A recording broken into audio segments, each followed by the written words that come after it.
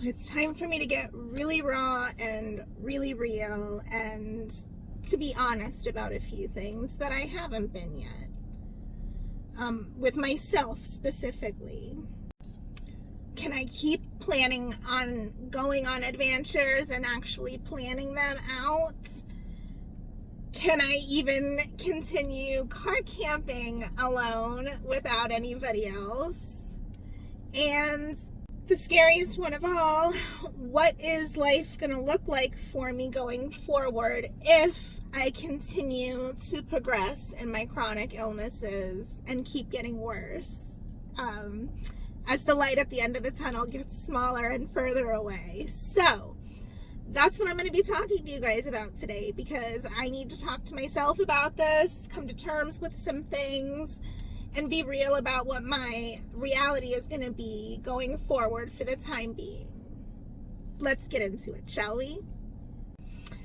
I'm Heather.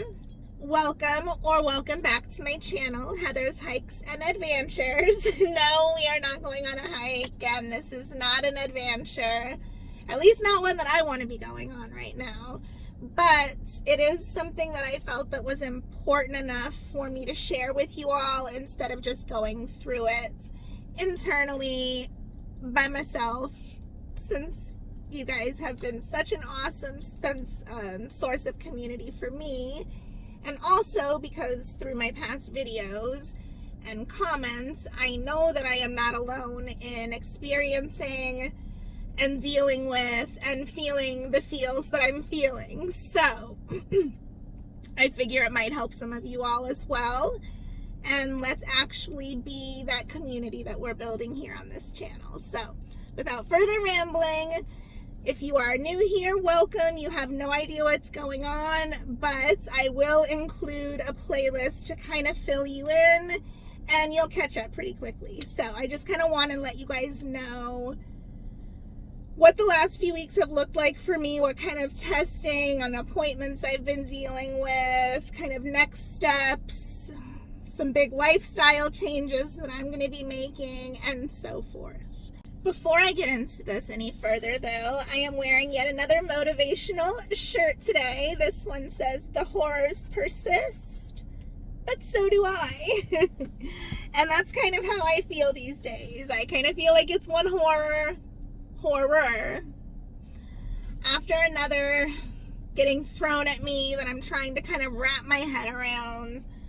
But I have not gotten to the point where I'm going to give up yet. So let's talk about kind of my most recent appointments and what all that has entailed for me.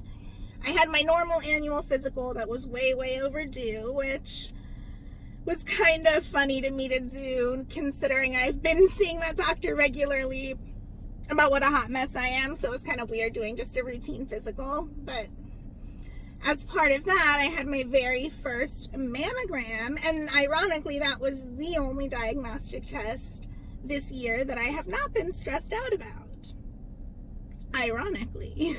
I did want to, for the sake of convenience and time savings, schedule my mammogram at the same time that I went in to get my CT scan of my chest, which was not part of my routine physical, but a response to the fact that my arms and legs have continued feeling weaker and weaker.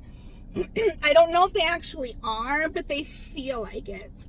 You know that feeling you get like if you've worked out really hard and or run really far and your legs get that kind of rubbery, gumby, jelly-like feeling, and you're like shaky and shivery and you just kind of feel like you're gonna collapse. Well, they've been doing that for no reason lately, or for very little reason, I should say, like just getting up and walking from one room to another. So that's been slightly terrifying. But until it had progressed to the level it had this last week or two, it was just getting to the point where it was noticeably getting worse. The numbness and tingling was getting worse, and so on. So my doctor wanted to just kind of be extra thorough, dot the I's, cross the T's, and referred me to a cardiologist for evaluation while I waited for my rheumatology appointment that I've been waiting for months to hopefully narrow down my autoimmune condition or conditions. So I had my CT scan, which ended up coming back for the most part normal. It did detect some nodules in one of my lungs, but they're very tiny, nothing of concern, yada, yada, yada. My mammogram, however, did detect abnormalities, and I was told I needed to get a repeat diagnostic mammogram with ultrasound ASAP. So that kind of spiked my stress level and was something that kind of was from left field because it was something that I had not even been worried about. Long story short, did get that redone, and thankfully it ended up being nothing more than an island of tissue that was not of any concern or needing further follow-up. So thankfully that is one worry off my list. However, fast forwarding to last week, or the week before last really, as I was getting progressively weaker, I did see my cardiologist and I did see my rheumatologist finally. So I got a bunch more labs ordered, and I got an EKG done in my cardiologist's office, which came back abnormal, and he did detect the same complaints that I was having, my heartbeat spiking ridiculously for just speaking or talking, even when sitting, especially if I'm like walking and talking, you know, anything really crazy like that, or with very minimal activity.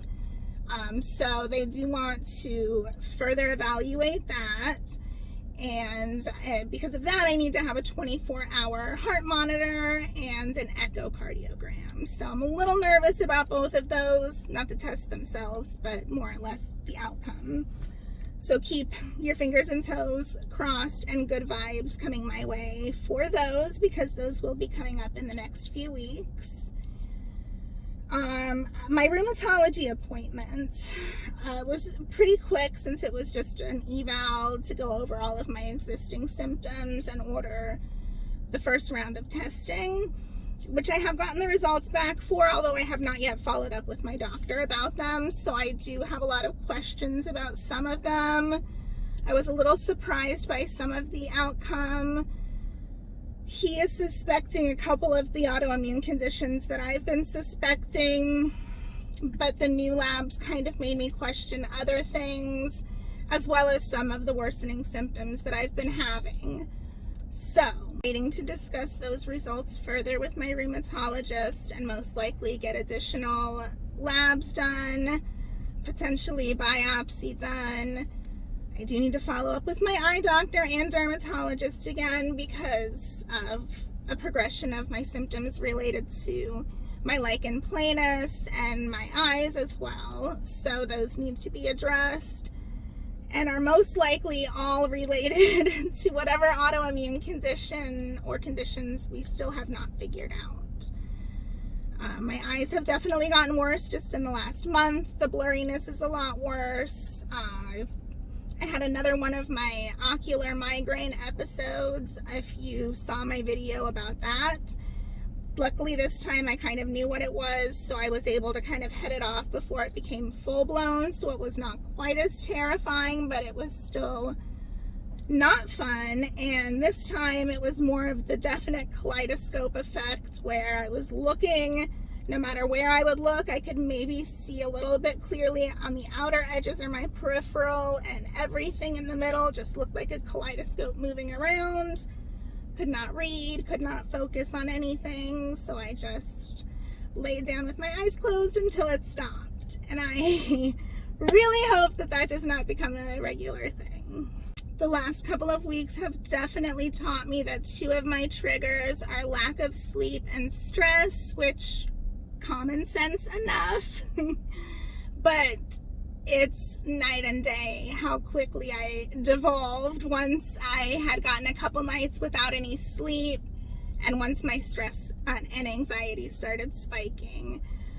There was about a 1 week period where I would say out of 7 days, at least 5 of them, I was pretty convinced I needed to go to the emergency room and that I was going to need to have one of my parents take me because I was not able to drive myself. I thought I was going to collapse just standing under my own weight. my heart was doing some weird things, my breathing, my throat. So we've stopped one of the new medications in case that was exacerbating the issue at all.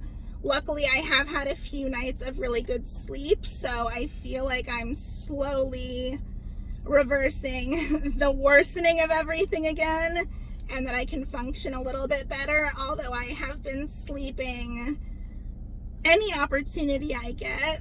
Even if it's like 15 minutes here and there, I will take a 15-minute nap because I'm so exhausted I can't do anything else.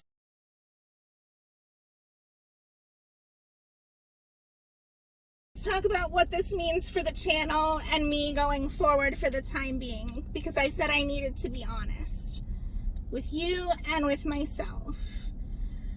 I am going to have to be more adaptable and more honest about what my abilities are going to be for that week. I knew pretty early on, before last weekend, that I would not be able to do my camping trip, if I was being honest with myself. But I kept saying, I just need to get one night of sleep good and then I'll be able to do it. You know, I'm just going to be relaxing in nature. I'm not doing anything strenuous. I'm not hiking. There's no reason that you can't do this. Well, there was. I couldn't even drive myself to the store. I had to have my parents pick up a couple of things for me. I had to have them basically be on call for me several days in a row in case I did need a rush trip to the emergency room. I called both of my doctors after a very scary, sleepless weekend, and both of them told me, if this happens again, you get straight to the hospital. So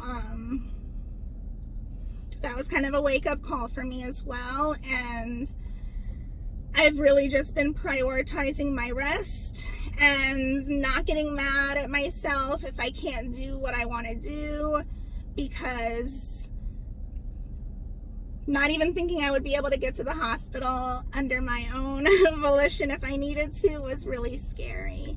And I don't want to put my family or loved ones through that worry. And I don't want to put myself through that worry. So if I have plans, if I have reservations, and I'm iffy at all on how I feel, I'm just going to have to cancel that. Of course, I'll continue to keep you guys updated. I do have a car camping trip coming up this coming weekend at a favorite place that I'm very familiar with, that is not far from home base, that has good cell service.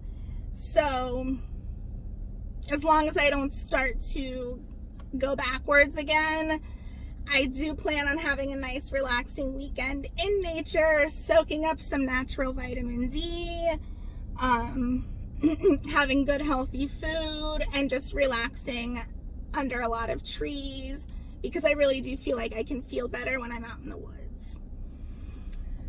So I still don't have any new diagnoses for you other than one of fibromyalgia for my joint and muscle pain. But as far as the underlying actual conditions and whether or not my heart is being impacted by them, or whether that's a separate issue in and of itself, I'm hoping to get those answers in the next couple of weeks here, and I will be letting you all know. In the meantime, though, I do have a couple of lifestyle changes that I am going to be implementing that you'll be seeing on the channel on my camping trips, because you guys know I love my food. You know I love my camp meals, my desserts, my chocolate, my coffee. The first one is that I am cutting down to 1 cup of coffee a day, and then I'm going to be having to find a non-dairy creamer because I cannot keep drinking the one that I am drinking. So that is going to be a big thing for me, because coffee has become a comfort ritual of mine, and I just enjoy making it, drinking it, everything about it. So I'm going to be limiting myself to 1 cup a day.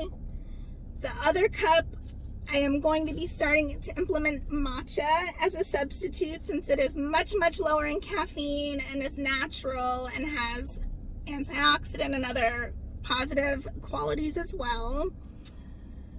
And then my other major lifestyle change is that instead of going all out hardcore on the autoimmune protocol diet, I am going to be going gluten-free and dairy-free for at least the next month to see if there's a noticeable improvement in any of my symptoms. The more research I do, it seems that those two have the biggest impact on the widest range of autoimmune conditions.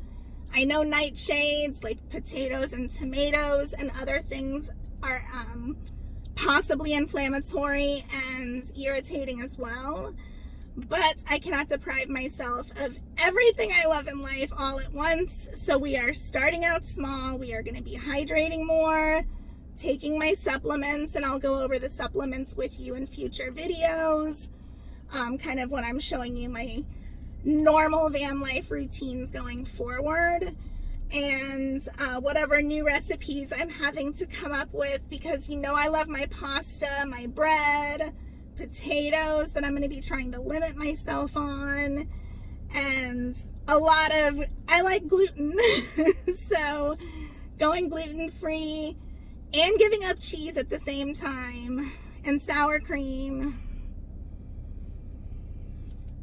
But if it makes me feel better, it's worth it. If it enables me to start hiking again, it's definitely worth it. If I can take you on adventures again the way I want to and level up my filming again, it's worth it. So you guys are coming with me on this new aspect of my journey, my health journey, which is going to be an adventure in and of itself, and I am definitely going to be incorporating it into my camping, because I know I cannot give up car camping. If I'm physically able to get out there in nature and I have the time and the ability, I still am going to be bringing you along with me for that, whatever it may look like. I know this video was a little different than normal, but I wanted to kind of catch you up to speed, let you know what's been going on.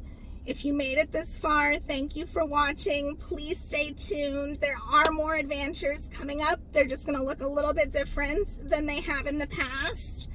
And you can always check out my old playlists and videos if you want to get those old adventures in too. So, thank you again for watching. I hope you'll stick around for what I have coming up. And you are going to like this car camping trip that I have booked. So fingers and toes crossed my body cooperates so that you guys can come along on it with me. See you again very soon. Bye for now, friends.